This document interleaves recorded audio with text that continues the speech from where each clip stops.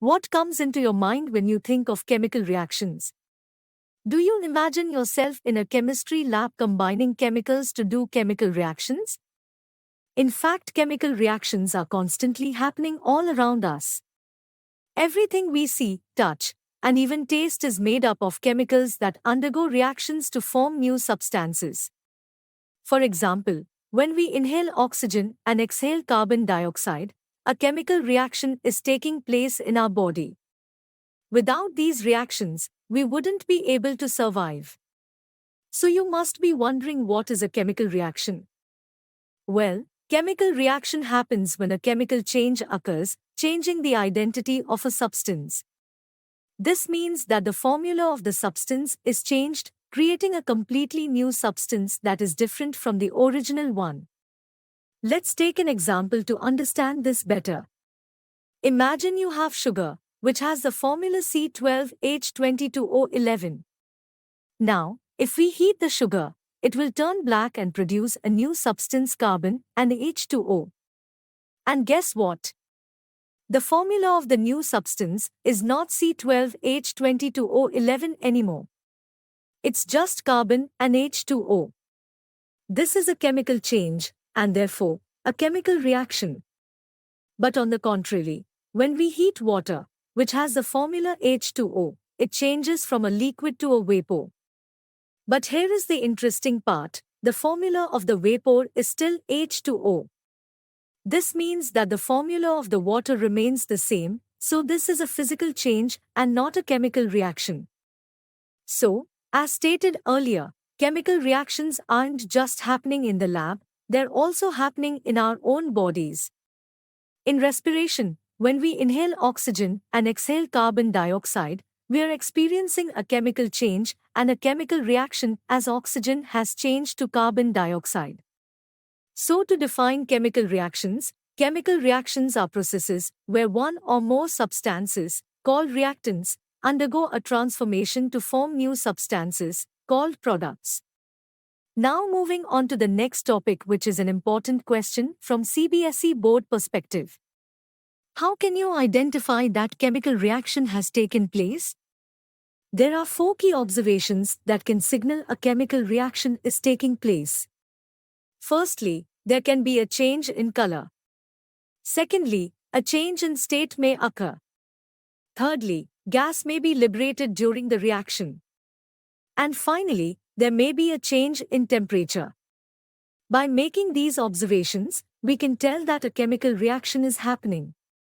An important point to note here is that during a chemical reaction, out of the 4 changes, we can observe either one or multiple changes take place. The most important condition remains that a new substance must be formed. The first way to identify a chemical reaction is by observing a change in state. This refers to the physical state of a substance, whether it's solid, liquid, or gas. During a chemical reaction, a solid may become a liquid may become a gas, or a solid may directly become a gas. For example, if you heat a magnesium ribbon in the presence of oxygen, it will transform from a solid sheet into a white powder of magnesium oxide. This change in state signals a chemical reaction is taking place along with the formation of a new substance, magnesium oxide. Before continuing with the second method of identifying chemical change, let's understand chemical equations.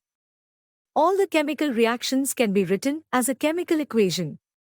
A chemical equation shows the reactants on the left side of the arrow and the products on the right side.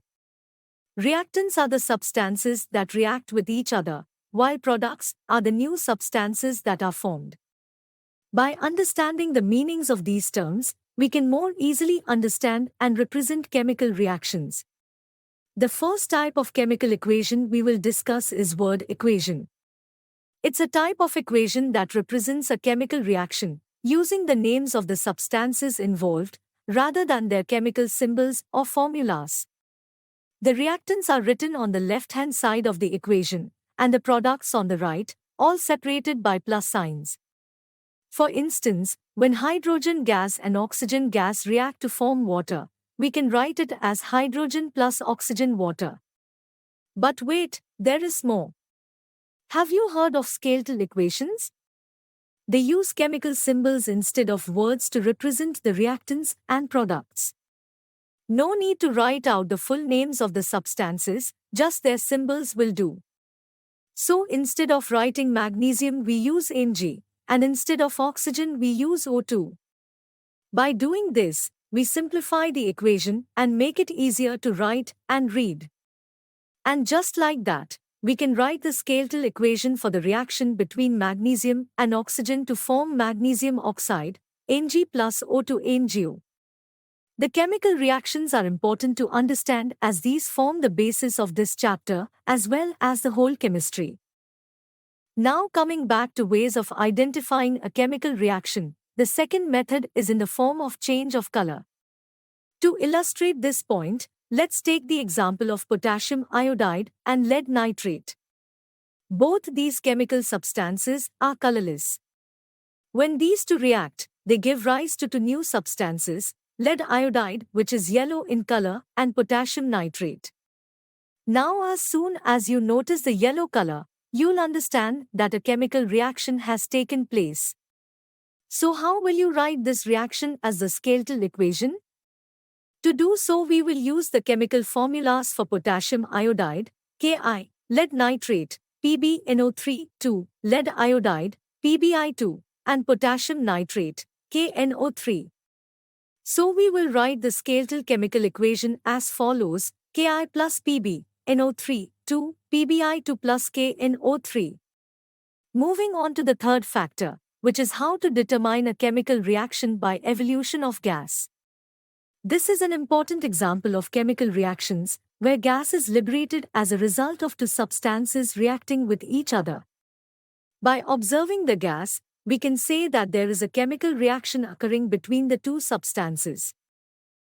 For instance, if we take a conical flask and add zinc granules, and then pour sulfuric acid, we will immediately observe the evolution of hydrogen gas. This is a clear indication that a chemical reaction is occurring between the zinc and sulfuric acid. We can see the gas with our eyes, and this observation helps us to determine the occurrence of a chemical reaction. Now let's write the chemical equation for this chemical reaction. Zinc is denoted as Zn, sulfuric acid as H2SO4, and zinc sulfate as ZnSO4. So the chemical equation becomes Zn plus H2SO4, ZnSO4 plus H2.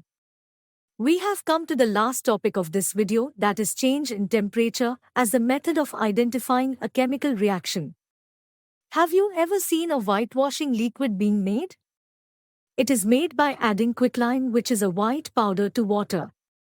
If you have, you'll remember the heat that's produced, and that's a clear sign of a chemical reaction taking place. So when we add quicklime to water, a chemical reaction takes place to form calcium hydroxide and heat is released. The skeletal equation for this chemical reaction is CaO plus H2O, CaOH2. That's it. So, the next time you see a change in color, state, gas, or temperature along with formation of a new substance, you'll know that a chemical reaction has taken place. So we have completed an important part of this chapter. If you need help with other topics of this chapter, you can watch more videos or read chapter notes of this chapter on EduRev. EduRev provides notes, videos, tests of all the chapters of not only science but also other subjects of class 10.